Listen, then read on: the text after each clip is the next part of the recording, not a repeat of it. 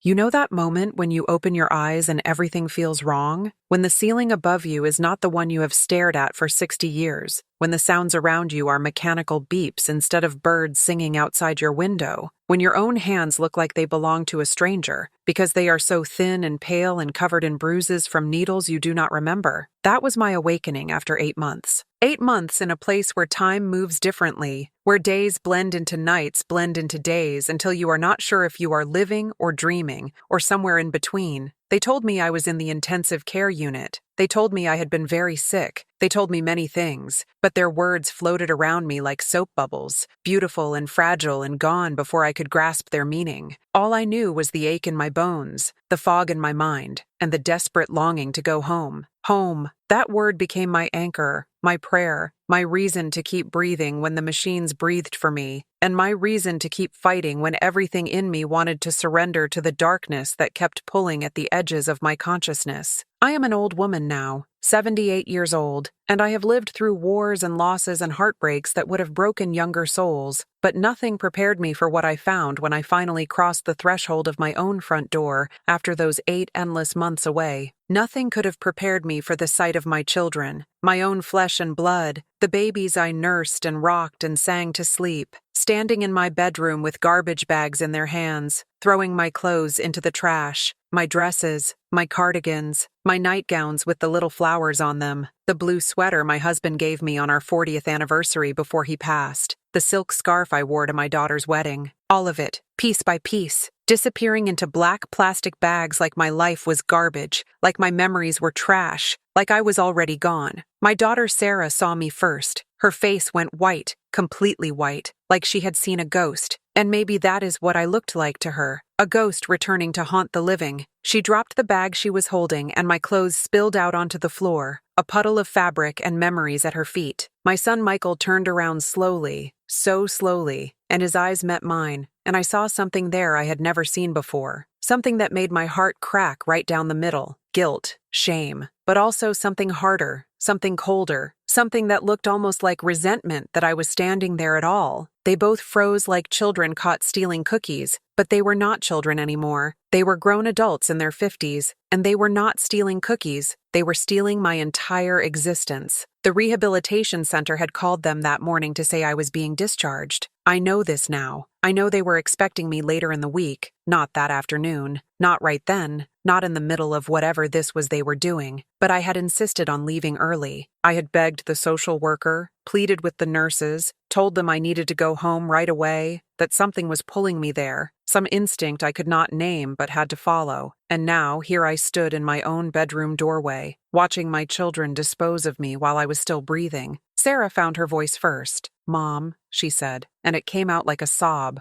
like a confession, like a prayer. "Mom, we did not know, we were just..." And then the words died in her throat because what could she say? What explanation could possibly make this right? I stood there trembling, holding on to the doorframe because my legs were still weak from months of lying in a hospital bed, and I looked at the bags. So many bags, already filled and tied and ready to be taken away. How long had they been doing this? How many trips to the dumpster had they already made while I fought to survive, while I clawed my way back from the edge of death, while I dreamed of coming home? If you are watching this, and you have ever felt invisible in your own life, if you have ever wondered whether the people you love see you as a burden instead of a blessing, if you have ever feared what will happen to you when you are no longer young and strong and useful, then you understand the knife that twisted in my chest at that moment. You understand the way the room started spinning, the way my vision blurred, not from tears but from something deeper, something primal, the understanding that I was witnessing my own erasure. And I want you to know right now, before we go any further into this story, that you are not alone. I see you, I hear you, and what I am about to share with you, the truth of what happened that day, it matters. So if you feel called to be part of this community, if you want more stories that speak to the hidden corners of our hearts, stories that remind us we are seen and valued no matter our age, then subscribe to this channel right now. Click that button and join us, because here we tell the truth, the whole truth, even when it hurts, especially when it hurts, and we hold space for each other through it all. Michael stepped forward and put his hand on my arm, and I flinched. I actually flinched away from my own son's touch. "Mom," he said, his voice rough, "you should sit down. You just got out of the hospital. Let us explain." But I did not want to sit down. I did not want their explanations. I wanted to understand how this could happen, how the children I raised could stand in my room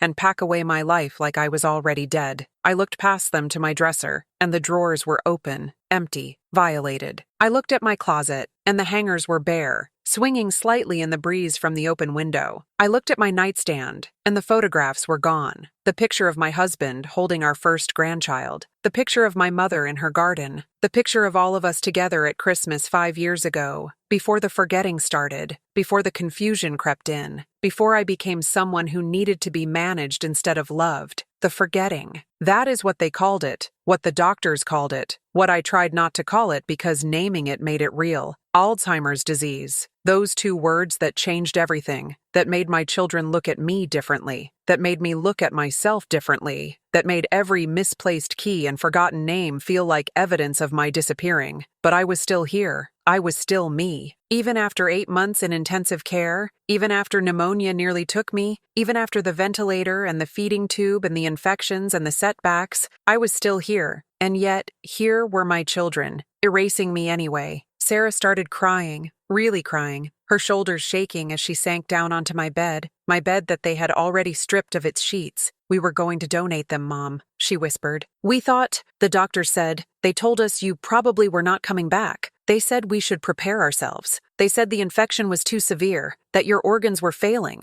that we should say our goodbyes. We thought we were doing the right thing. We thought we were helping. The house is so big for you now. We were going to sell it. We already have buyers interested. We found you a lovely assisted living place. Somewhere safe, somewhere with nurses and activities and people your own age. We thought it would be better for you, better for me." Those words hung in the air like poison. Better for me to have my home sold out from under me. Better for me to have my possessions thrown away. Better for me to have no say in my own life, no choice in my own future, no voice in what happened to everything I had built and loved and cherished. I felt something rising in me then, something hot and fierce that I had not felt in a long time, maybe because the disease had made me softer, more compliant, more willing to let others make decisions for me. But this was too much. This woke something in me that had been sleeping. I walked further into the room, stepping over the scattered clothes, the discarded memories, and I bent down. My back screamed in protest. My knees cracked like kindling, but I bent down and I picked up the blue sweater, the one from my husband. I held it to my chest, and I looked at my children and I said, in a voice that did not sound like mine anymore, a voice that sounded ancient and powerful and unbreakable, "I am not dead yet." I stood there with that sweater clutched to my heart, and I repeated it, louder this time. "I am not dead yet, and I am not going anywhere." Michael and Sarah exchanged glances, that look that passed between them, that silent conversation I had seen 1,000 times throughout their childhood when they were plotting something or hiding something or trying to decide which one of them would tell me the difficult news. But I was not interested in their silent communications anymore. I was not interested in being handled and managed and decided for. I opened my mouth to say more, to demand they put everything back, to tell them this was still my house and my life and my choice. But then the room tilted. It tilted like a ship in a storm, and suddenly, I was not standing in my bedroom anymore. Suddenly, I was somewhere else, someone else, and Sarah was a little girl again in pigtails, jumping on this very bed while I tried to make it, and Michael was a teenager sprawled on the floor doing homework, and my husband was alive, so beautifully alive, leaning against the doorframe watching us with that smile that crinkled the corners of his eyes. The memory was so vivid, so real, that I could hear their laughter, could smell the pot roast cooking downstairs, could feel the late afternoon sun streaming through the windows warming my shoulders. And then it was gone, snapped away like a broken film strip, and I was back in the present, in this violated room with my adult children staring at me with worry and fear written across their faces. "Mom?" Sarah said gently, too gently. "Are you okay? You went somewhere just then. You got that look." And I hated that she recognized that look, hated that my moments of confusion and time-slipping had become so familiar to her that she could spot them instantly. I hated that the disease had made me predictable in my unpredictability. But more than that, I hated that she thought this gave her the right to make decisions for me, to pack away my life, to determine my future without my consent. I am fine, I said, even though I was not fine, even though my heart was racing and my vision was still adjusting, and my sense of time felt fragile as spider silk. I am fine, and you will put everything back, every single thing, right now. But Michael shook his head sadly, like I was a child asking for something impossible. Mom, we cannot. Some of it is already gone. We donated bags to the church yesterday. We threw away things that were damaged or worn. We were trying to help. We were trying to make things easier. For who? I wanted to scream. Easier for who? But I knew the answer. Easier for them. Easier for them not to worry about me living alone in this big house. Easier for them not to make the long drive to check on me. Easier for them to put me somewhere where paid strangers would do the work of loving me so they would not have to. But I did not scream these things. Instead, I felt the strength draining out of me like water through a sieve. The 8 months in the hospital had taken so much from me, more than just weight and muscle and stamina. It had taken my confidence, my certainty, my ability to fight. I sank down onto the bare mattress, still clutching the blue sweater, and I felt 100 years old. I felt like I had already died, and this was some strange afterlife where I had to watch my own life being dismantled piece by piece. Sarah sat down next to me and put her arm around my shoulders. I am sorry, Mom, she whispered. I am so sorry. We should have waited. We should have asked. But you were so sick for so long and the doctors kept saying, and we just wanted to be prepared. We wanted to have everything ready for when, for if. And her voice broke completely then, and she buried her face in her hands and sobbed like her heart was shattering. And despite everything, despite the anger and betrayal burning in my chest, I found my hand reaching out to pat her back, to comfort her, because that is what mothers do. We comfort our children even when they wound us, even when they break us, even when we are the ones who need comforting. Michael came and knelt in front of us both. He took my hands in his, and I noticed how old his hands looked too, spotted and veined and no longer the smooth hands of the little boy who used to hold mine crossing the street. We love you, Mom, he said, and there were tears in his eyes too. We love you so much and we are terrified of losing you. When you got sick, when they called us and said to come to the hospital right away, when we stood by your bed and watched you struggle to breathe, when the machines were the only thing keeping you alive, we felt so helpless. We could not fix it. We could not make it better. All we could do was watch and wait and pray. And when the doctor started talking about end-of-life care, about making you comfortable, about letting you go, we had to face the reality that you might not come home. So we started preparing. We started making plans. And maybe we made those plans too soon. Maybe we gave up on you too quickly. But it came from love, Mom. Even if we did it all wrong, it came from love. I looked at my son's face, really looked at it, and I saw the fear there beneath the guilt. I saw the exhaustion, the weight of months of worry, the toll that my illness had taken on him and his sister. And I understood then that they were grieving too,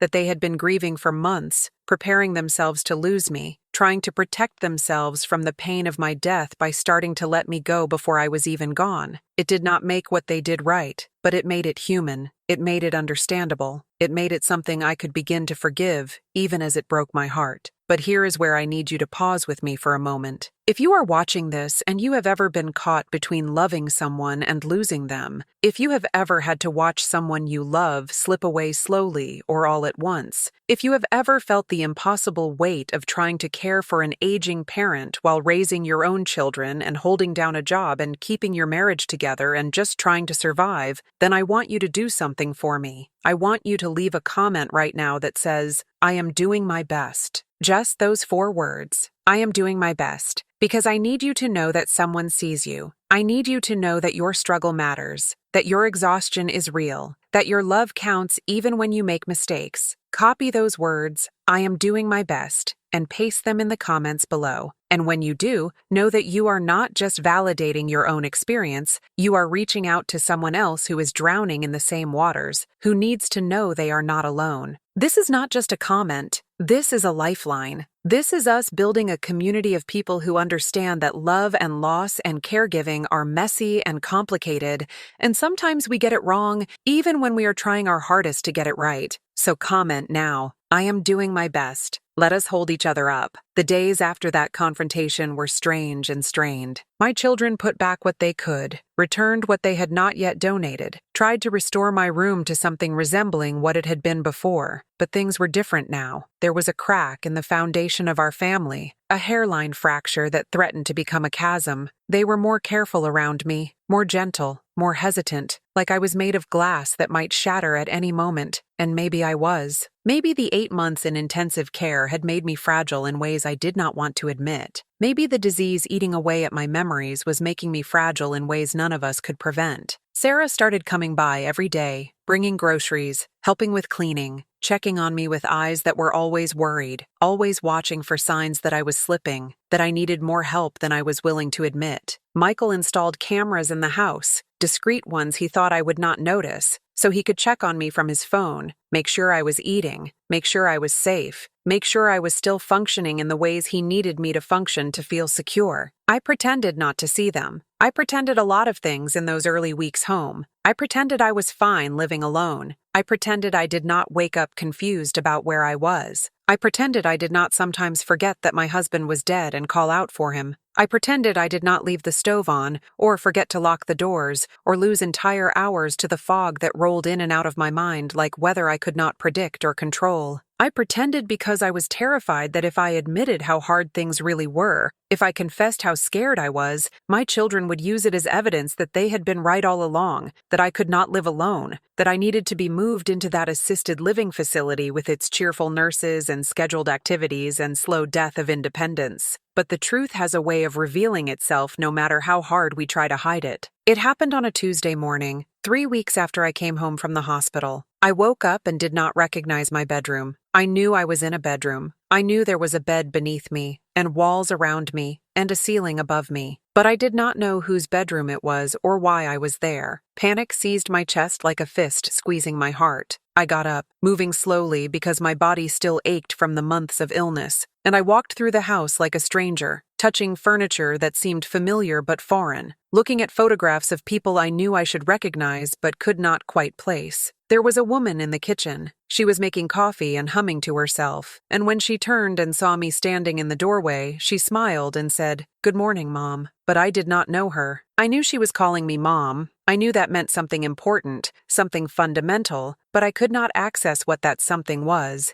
"Who are you?" I asked, and the smile fell from her face like a mask removed. "Mom, it is me, Sarah, your daughter." But even as she said it, even as I looked at her face and tried to find the little girl I knew was hidden somewhere in those aging features, I could not make the connection. The neural pathways were blocked. The memories were locked away, and I was adrift in my own life. Sarah called Michael. I heard her on the phone, her voice tight with barely controlled panic. "She is having an episode, a bad one. She does not know who I am." "Yes, I am sure." "No, she seems calm but confused." Okay, hurry." And then she came back to me, this stranger who claimed to be my daughter, and she guided me to a chair, and she sat across from me, and she started showing me photographs. "Look, Mom, this is you and Dad on your wedding day." And I looked, and I saw a young woman in a white dress, and a young man in a suit, and they were smiling and happy and in love, but I did not recognize them. "This is me and Michael when we were little. Do you remember?" And I looked and I saw 2 children, a girl and a boy, and they were precious and sweet, but they were strangers to me. "This is our house, Mom, the house you have lived in for 40 years. And I looked and I saw rooms I was sitting in but could not remember, could not claim as my own. The fog lifted eventually, the way it always did. Sometimes it took minutes, sometimes hours, but it lifted. And when it did, I was left with the terrible knowledge of what had happened, the terrible shame of not knowing my own daughter, the terrible fear that next time might last longer, might go deeper, might take me so far away that I could not find my way back. Sarah held me while I cried, rocked me like I used to rock her, whispered that it was okay, that she understood, that she was not angry, only worried, only scared, only desperate to help me in whatever way I would let her help. That night, Michael came over, and they sat me down at the kitchen table, and I knew what was coming before they said a word. I could see it in their faces, in the way they held themselves, in the folders and brochures they had brought with them.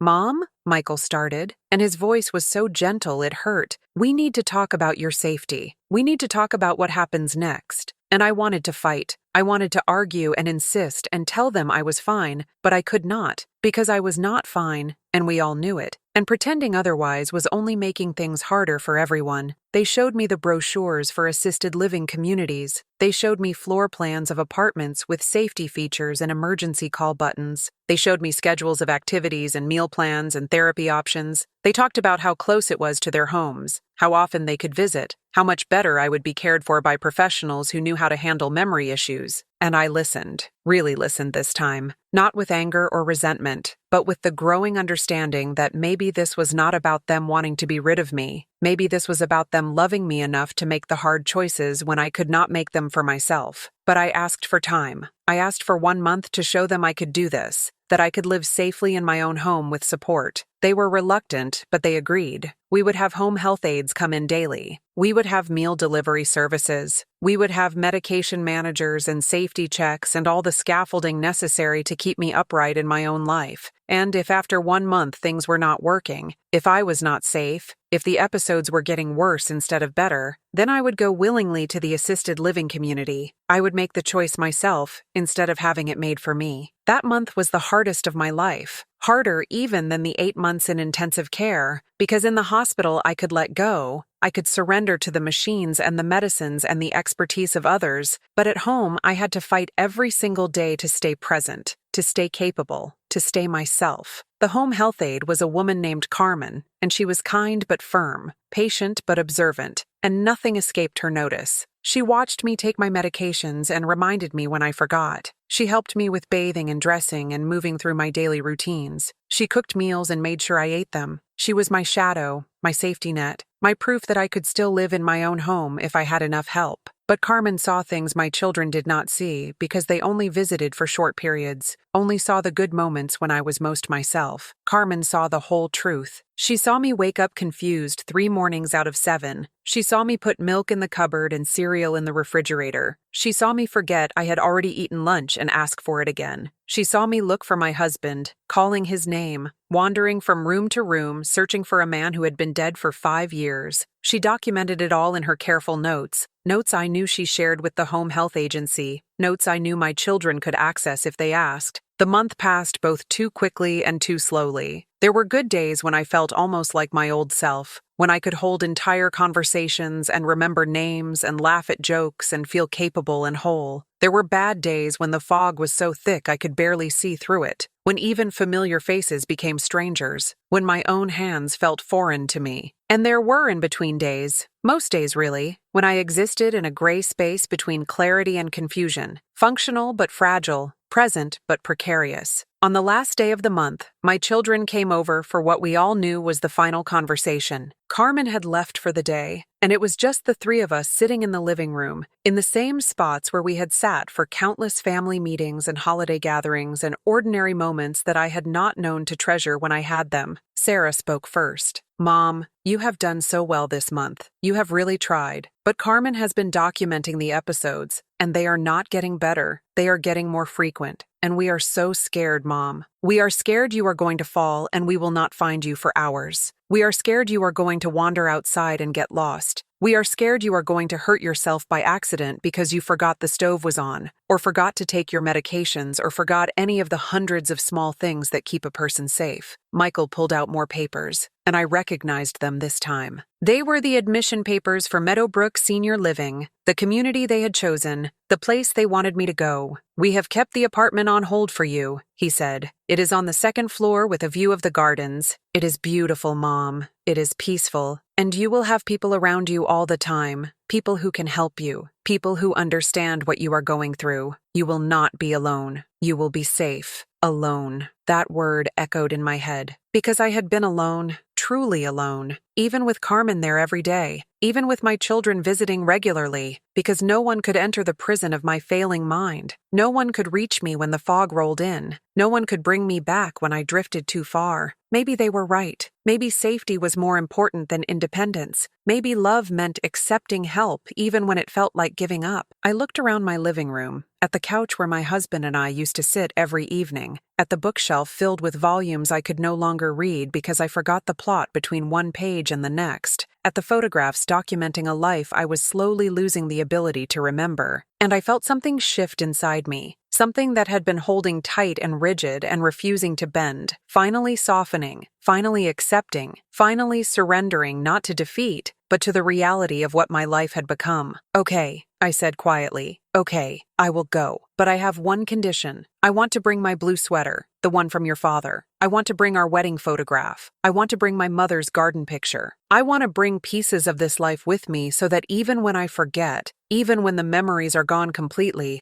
I will be surrounded by evidence that I was loved, that I loved, that this life mattered." Sarah started crying immediately, nodding her head yes over and over. "Of course, Mom. Of course. We will make your apartment feel like home. We will fill it with everything important to you. We will visit all the time. You will not be abandoned. You will not be forgotten." Michael's face was crumbling too. This strong man who had tried so hard to hold everything together, to make the right decisions, to protect me even when protecting me meant making choices I hated. "Thank you, Mom," he whispered. "Thank you for trusting us. Thank you for letting us help you." And I realized that my acceptance was a gift to them too, that all these months they had been carrying the weight of my care and my resistance and my fear, and now I was finally letting them set that weight down, letting them share the burden in a way that might actually work for all of us. The move happened 2 weeks later. Sarah and Michael packed my things carefully, reverently, not throwing anything away this time, but wrapping each item in tissue paper, labeling each box with detailed descriptions of what was inside, making sure nothing important was left behind. Carmen helped me on moving day, staying with me while the movers carried my furniture to the truck, holding my hand when I started to panic, reminding me that this was a choice, that I was not being forced, that I could change my mind right up until the moment I walked through those new doors. But I did not change my mind. I got in Sarah's car and I let her drive me to Meadowbrook Senior Living, and I walked through those doors with my blue sweater folded over my arm and my head held as high as I could manage. The apartment was on the second floor, just like Michael said, and they had already moved in my furniture, had already hung my photographs,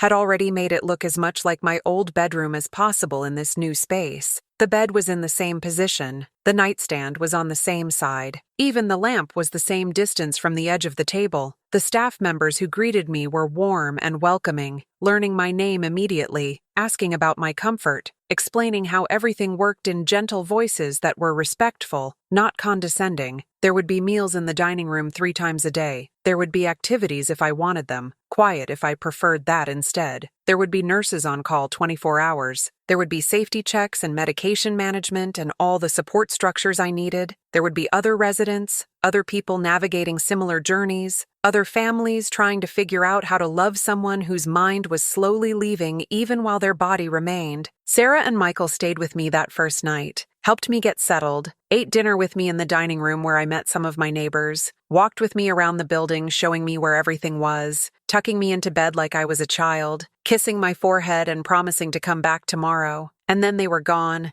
and I was alone in this new place that was not home, but was trying very hard to feel like it. I lay in that bed, in that room that was mine but not mine, and I felt the weight of everything that had brought me to this moment, the illness that nearly killed me, the children who loved me enough to make impossible choices, the disease that was stealing my mind piece by piece, the life I had lived and the life I was living now, and the uncertain future that stretched ahead of me like a road disappearing into fog. And I cried, not with anger anymore, not with resistance, but with grief for all that I was losing and gratitude for all that remained. The weeks at Meadowbrook passed in a rhythm that became familiar, even when I could not always remember where I was or why. There were good days and bad days and in-between days. There were moments of clarity when I knew exactly who I was and where I was and what had happened to bring me here. There were moments of confusion when I woke up thinking I was in my old house or my childhood home or some place I had visited once decades ago. There were moments when I recognized Sarah and Michael immediately, and moments when I looked at them like strangers, until slowly, gradually, their faces resolved into people I loved, even if I could not always access their names. Every morning was an adventure in rediscovery. I would open my eyes and have to piece together where I was, why I was there, what day it was, what year it was, who I was.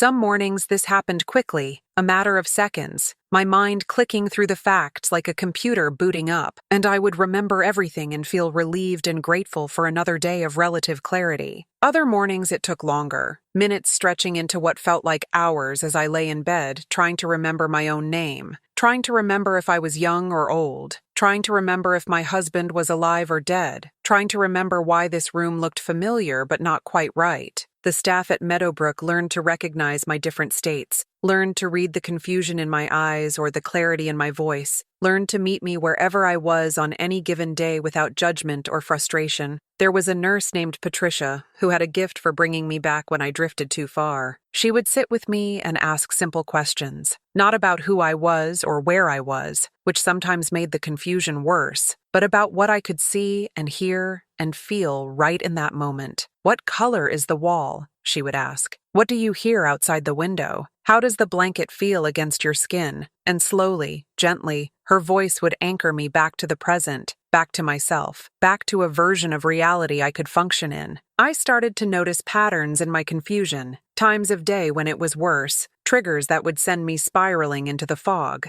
Late afternoon was hardest, what the staff called sundowning, when the light changed and shadows lengthened, and my brain seemed to interpret the dimming day as a signal to shut down, to retreat, to give up on making sense of anything. I would become agitated during these hours, pacing my room, looking for something I could not name, calling out for people who were not there, feeling a panic rise in my chest that had no clear source but felt overwhelming nonetheless. Michael researched everything he could about Alzheimer's, about sundowning, about how to help me through these difficult periods. He bought me a light therapy lamp, installed it in my room, showed the staff when to turn it on to trick my brain into thinking the day was not ending, the darkness was not coming. It helped some days. Other days nothing helped except waiting, riding out the storm, letting the panic and confusion run their course until exhaustion took over and I could finally sleep. Sarah started bringing photo albums every visit, not just looking through them with me, but creating new ones specifically designed for my failing memory. She made albums with just 1 or 2 photos per page, each with clear labels underneath. "This is Sarah, your daughter. This is Michael, your son. This is your husband, John. He passed away in 2019. This is your house where you lived for 40 years. This is Meadowbrook where you live now." She made the labels large and simple, hoping that even when I could not remember, I could read, could learn fresh each time who these people were, what these places meant, why they mattered. There were days when looking at those albums felt like studying a stranger's life,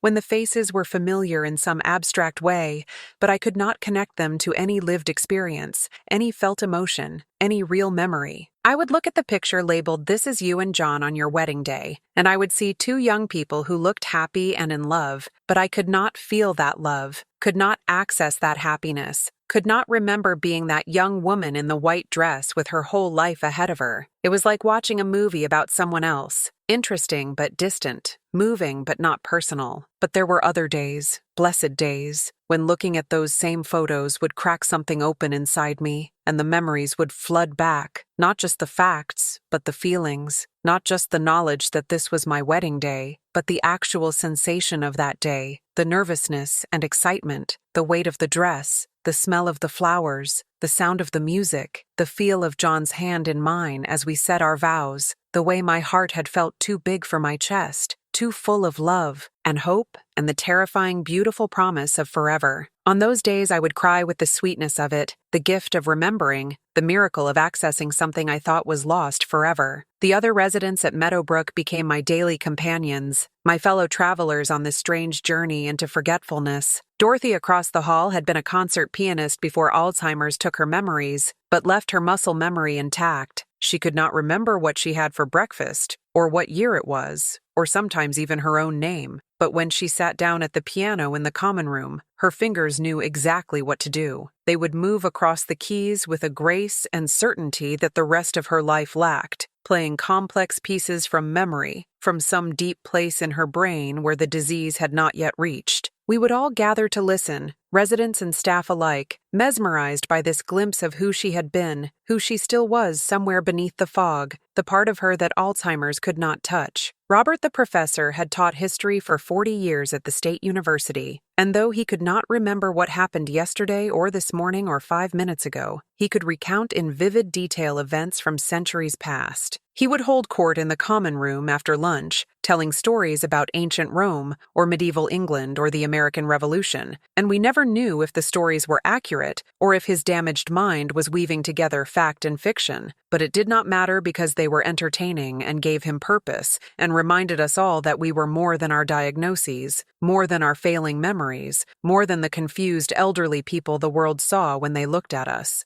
Margaret had been a mother to 6 children, a grandmother to 14 grandchildren, and a great-grandmother to 3 great-grandchildren at last count, though she could no longer remember the count or sometimes even that she had children at all. But she had retained her maternal instinct, her nurturing nature, and she took care of all of us in small ways. She would notice when someone looked sad and sit with them quietly. She would share her dessert without being asked. She would hold your hand during the difficult moments when the confusion was overwhelming and you did not know where or who you were. She mothered us all even though she could not remember our names, even though tomorrow she might not recognize us, even though her own children's faces had become strangers to her. We were a family of sorts, bound not by blood, but by shared experience, by the understanding that we were all losing ourselves in slow motion, all watching our minds betray us, all trying to hold on to dignity and humanity and connection as long as we possibly could. We did not talk much about what was happening to us, what we were losing, what we feared would come next. Instead, we lived in the present moment, because that was all we had, all we could trust, all we could hold on to with any certainty. There were activities organized by the staff, art classes and music sessions and gentle exercise groups, all designed to keep us engaged, keep us stimulated, slow the progression of our diseases, even though we all knew nothing could stop it, only delay it, only give us a little more time being ourselves before we disappeared completely. I tried to participate when I could, when I remembered they were happening, when my mind was clear enough to follow instructions, when my body cooperated with what my brain wanted it to do. In art class, I tried to paint flowers, simple flowers like the ones my mother used to grow in her garden, but my hands shook and the colors bled together, and what should have been a rose looked like a blob. What should have been a daisy looked like a smudge. I would get frustrated, angry at my body for not obeying, angry at my mind for not remembering how to do something I used to do easily. The art teacher, a young woman named Lisa who had more patience than anyone I had ever met, would sit with me and remind me that the point was not to create perfect art, but to create anything at all, to engage my mind, to express something, anything, to prove I was still here, still capable, still more than my disease. In music sessions, we would sing old songs, songs from our youth, songs that had soundtracked our lives, and the words would come back even when everything else was gone. I could forget my own daughter's name, but I could remember every word to songs I had not heard in 50 years. Amazing grace. What a wonderful world. You are my sunshine. The staff would play the music and we would sing along, some of us strong and clear, others wavering and weak, but all of us connected through the music, through the shared memories it evoked, through the proof that something remained even when so much was lost. The exercise classes were gentle, mostly chair exercises for those of us who could no longer stand safely or walk steadily. We would lift our arms, circle our ankles, stretch our muscles, try to keep our bodies functioning as our minds failed. The instructor would count to 10 over and over, and even when I lost count, even when I forgot what number came after 5, I could still move my arms in rhythm, could still participate in this small way, could still feel like I was doing something to fight back against the disease eating away at me from the inside. Sarah brought my grandchildren to visit sometimes, and those visits were both joy and heartbreak. There was Emma, who was 16, and looked so much like Sarah had at that age, that sometimes I got confused about which generation I was in, whether I was looking at my daughter or my granddaughter, whether I was 60 or 80. There was Jacob, who was 12, and loved to tell me about his soccer games and his friends and his school projects, talking fast and excited the way young boys do, and I would try to follow along, try to remember from one sentence to the next what he was telling me, try try to show interest and engagement, even when my mind wandered and I lost the thread of what he was saying. And there was little Lily, Sarah's youngest, only 7 years old, who did not understand why Grandma sometimes forgot her name, or asked the same questions over and over,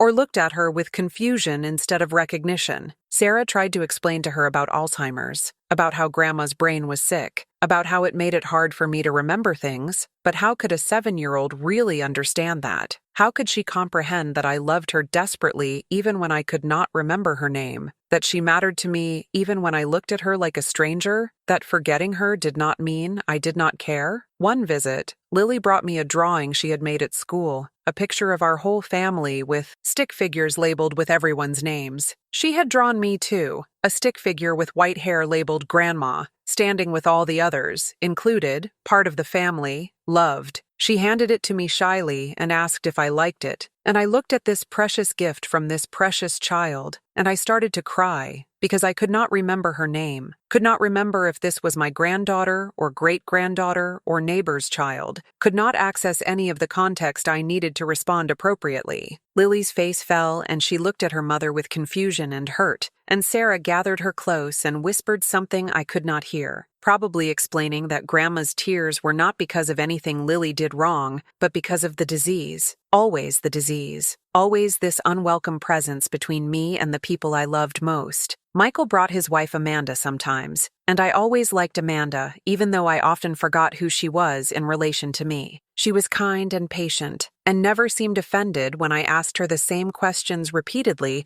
or introduced myself as if we were meeting for the first time even though we had been family for 20 years. She would answer my questions calmly, would reintroduce herself without irritation, would meet me wherever I was without trying to force me to be somewhere I could not be. I appreciated that more than I could express, more than I remembered to tell her, more than she probably ever knew. The holidays were particularly hard at Meadowbrook. Christmas came and the staff decorated the common areas with trees and lights and garland, trying to create festive cheer, trying to spark memories of Christmases past, trying to give us something to celebrate even as we faded. My children came on Christmas Day and brought presents, and we ate a special meal in the dining room, and they tried so hard to make it feel normal, feel like family, feel like all the Christmases we had shared before. But I could not shake the feeling that something was wrong, that I was supposed to be somewhere else, doing something else, that this was not how Christmas was supposed to be. I kept asking to go home, kept insisting I needed to cook dinner, kept worrying that the guests would arrive and nothing would be ready. Sarah kept gently reminding me that we were already at Christmas dinner, that everything was taken care of, that I did not need to worry about cooking or hosting or anything at all. But the agitation would not leave me, the sense that I was failing at something important, forgetting something crucial, letting everyone down. We made it through the meal, but I could see the sadness in my children's eyes, the grief for all the Christmases that had been, for the mother I used to be who would have had everything perfect, who would have remembered every tradition, who would have been fully present instead of half lost in confusion. They were grieving me while I was still alive, mourning the loss of who I had been even as they tried to love who I was becoming. New Year came and went, and I barely noticed. Time had become slippery, unreliable, more suggestion than fact. Days bled together, weeks vanished, months passed in what felt like moments, or moments stretched into what felt like months. I would look at the calendar and be shocked to see it was March when I thought it was January, or think weeks had passed when it had only been days. My internal sense of time was as broken as my memory, leaving me unmoored in a present that kept shifting beneath my feet. But something unexpected started happening too. I started making friends. There was Dorothy across the hall who forgot almost everything but could still play the piano beautifully, her fingers remembering what her mind could not. There was Robert 2 doors down, who had been a professor, and still held court in the common room telling stories that might or might not be true, but were always entertaining. There was Margaret, who joined me for meals and never seemed bothered when I asked her the same questions over and over, answering each time with patience as if hearing them for the first time herself. We were a community of people whose minds were betraying us, but whose hearts still worked, still wanted connection, still needed to know we mattered. We laughed together at our mistakes. We comforted each other through our confusion. We celebrated the small victories like remembering what we had for breakfast, or recognizing a grandchild in a photograph, or making it through a whole conversation without losing the thread. We were not giving up. We were not surrendering. We were finding new ways to live in the time we had left. Sarah and Michael came to visit regularly, sometimes together, sometimes alone, sometimes with their own children, my grandchildren, who were growing up so fast I could barely track the changes between visits. They brought news of the outside world, updates on family and friends, stories about their jobs and their lives, sitting with me in my apartment, or walking with me in the gardens, or joining me for meals in the dining room. And slowly, gradually, the crack in our family foundation started to heal, filled in with forgiveness and understanding, and the recognition that we had all been doing the best we could with an impossible situation. 6 months into my stay at Meadowbrook, something strange started happening with my memory. Not the confusion or the forgetting. Those were constant companions now, expected and managed, and worked around as much as possible. No, this was different. I started remembering things from my distant past with incredible clarity, moments from my childhood I had not thought about in decades, suddenly vivid and present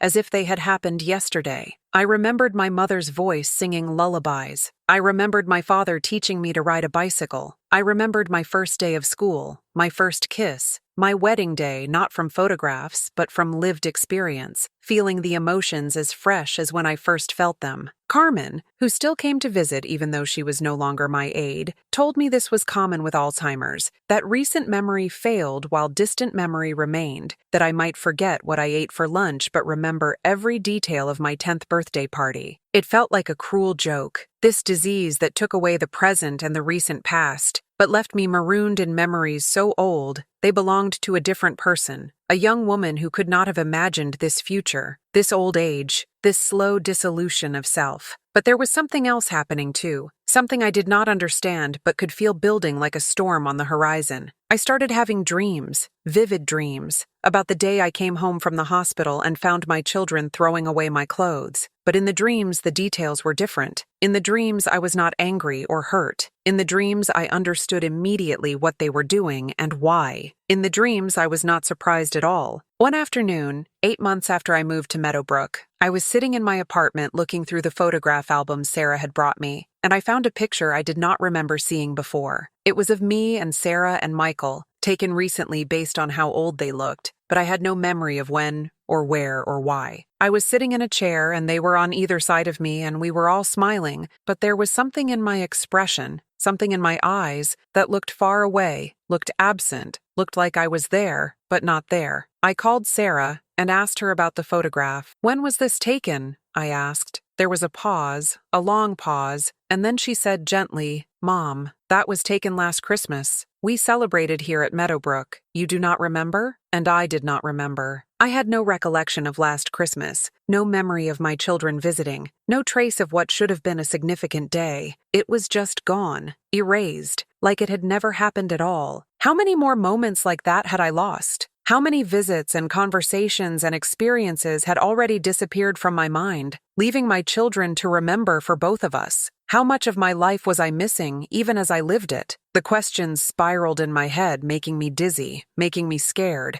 making me want to grab onto something solid and hold tight before I disappeared completely. I started writing things down after that, keeping a journal even though I often forgot I had it, filling pages with observations and memories and attempts to anchor myself in time and place. Today, I recognized Michael immediately. Today, I could not remember Dorothy's name. Today, I played cards and won. Today, I forgot where my room was and a nurse had to bring me back. Today, I felt like myself. Today, I felt like a stranger in my own skin. The entries were short, fragmented, sometimes illegible, but they were proof that I was still here, still observing, still trying to hold on to the threads of my existence, even as they slipped through my fingers. And then one day, 9 months after moving to Meadowbrook, I had a moment of clarity so profound it felt like waking from a long dream. I was sitting in the common room and Sarah came to visit, and when I saw her walking toward me, I knew her immediately. Not just her name, but everything about her, every memory, every moment of her life from the day she was born to right now. And with that clarity came another memory, a memory I had not been able to access before, a memory that changed everything. I remembered the day I came home from the hospital, but I remembered it differently than I thought I did. I remembered walking into my bedroom and seeing my children with the bags and the clothes, but I also remembered something else, something that had been hidden beneath the shock and the hurt and the anger. I remembered that just before I walked in, just before I opened that door, I had forgotten who I was. I had forgotten I had a home. I had forgotten I had children. I had been standing in the hallway of my own house, completely lost, completely confused, having no idea where I was or how I got there, and it was only when I opened the bedroom door and saw Sarah and Michael that my memory snapped back into place, that I remembered everything, that I became myself again. But in those moments before, in that brief span when I was lost in my own hallway, my children had not known I was there. They had not known I was home. They thought I was still at the rehabilitation center. They thought they had time. They thought they were packing up my things before I came back, before I had to see it, before I had to know. They were not trying to erase me while I was alive. They were trying to prepare for a future they believed was inevitable, trying to make the transition easier for everyone, trying to be responsible and practical and ready. And the reason I had come home early, the reason I had insisted on leaving rehabilitation that day, was not because of some instinct or premonition. It was because I had forgotten I was supposed to stay longer. I had forgotten the discharge plan. I had confused the dates and demanded to leave, and the staff, not wanting to upset me, not wanting to trigger an episode, had called my children to come get me. My children had scrambled to accommodate my confusion, had dropped everything to bring me home, had probably been planning to finish packing up the bedroom after I arrived so I would not have to see it empty, so they could present it to me as a fait accompli, already done, already decided, making it easier for me to accept. But I had walked in too soon. I had caught them in the middle, and I had misunderstood everything. I had thought they were discarding me when they were protecting me. I had thought they were erasing my life when they were trying to preserve my dignity. I had thought they did not love me enough when the truth was, they loved me so much it was breaking them to pieces. The weight of this realization sat on my chest like a stone. All these months of hurt feelings, of damaged trust, of that crack in our family foundation, and it had been based on a misunderstanding, on my confused perception of a moment I had not fully grasped because my mind had been playing tricks on me even then, even before I knew how bad the disease would get, even at the very beginning of this journey. I called Sarah immediately, asked her to bring Michael, told them I needed to see them both right away. They came within the hour, worried by the urgency in my voice, probably afraid I was having a crisis or needed to tell them something terrible. Instead, I told them I remembered. I told them I understood now what had really happened that day. I told them I was sorry for all the anger and resentment I had carried, for making them feel guilty when they had been trying their best, for not seeing their love through my hurt. Sarah cried, and Michael cried, and I cried, and we held each other in my little apartment at Meadowbrook, and we forgave each other for all of it, for every misunderstanding and mistake and moment of pain. We forgave each other for being human, for being imperfect, for doing our best in impossible circumstances and sometimes getting it wrong. We forgave each other for the disease that was stealing me away, for the choices it forced us all to make, for the grief we were all carrying in different ways. If you have stayed with me through this entire story, if you have walked with me through confusion and anger and hurt and finally understanding, then you know now why I am here, why I am sharing this with you, why this matters. Because so many of us are navigating these impossible waters, trying to love people whose minds are leaving even while their bodies remain, trying to make choices with no good options, trying to balance safety and dignity and independence and care. And we are all getting it wrong sometimes. We are all hurting each other accidentally. We are all carrying guilt and grief and love all tangled together until we cannot separate one from the other. But here is what I need you to hear, what I need you to take from this story and hold close to your heart. The love is real, even when the hurt is real. The trying matters even when the outcomes are messy. The forgiveness is possible even when the damage feels permanent. We are all doing our best, caregivers and patients, children and parents, all of us stumbling through these dark hallways, trying to find our way to understanding and grace. So if this story has touched you, if you see yourself in any part of this journey, if you need a reminder that you are not alone in this struggle, then I want you to do something for me right now. I want you to subscribe to this channel. Click that button and join this community of people who understand, who have walked these roads, who know the weight of loving someone with Alzheimer's, who need stories that validate their experience and remind them they are not failing,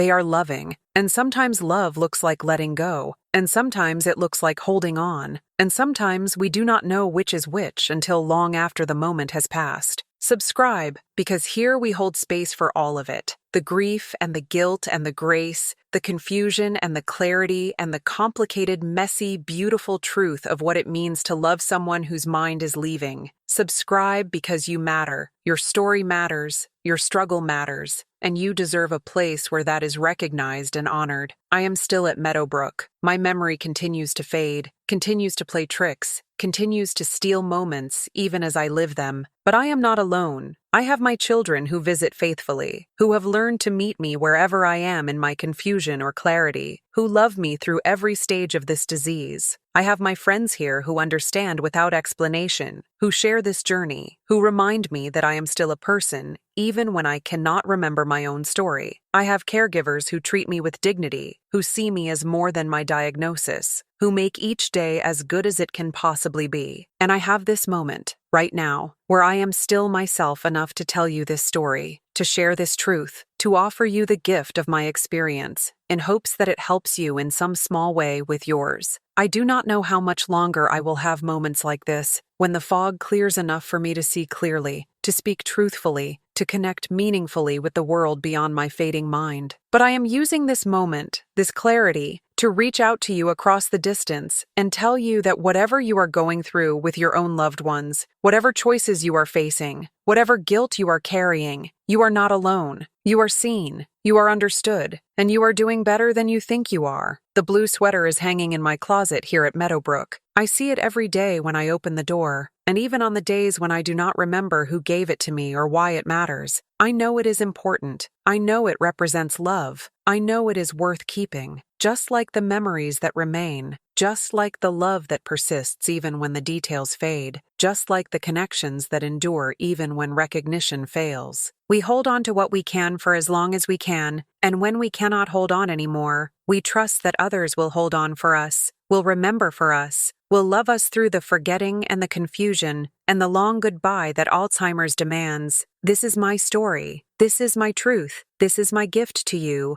offered with an open heart and a fading mind, but with love that remains constant, even when everything else shifts and changes and disappears. Thank you for listening. Thank you for being here. Thank you for allowing me this moment of connection, this chance to matter, this opportunity to turn my struggle into something that might help ease yours. Subscribe if you have not already. Leave your comment. Share this with someone who needs to hear it. And know that in doing so, you are building bridges across the isolation and fear and grief that Alzheimer's brings. We are in this together. We hold each other up. And even when our minds fail us, our hearts remember what matters most. Love. Always love.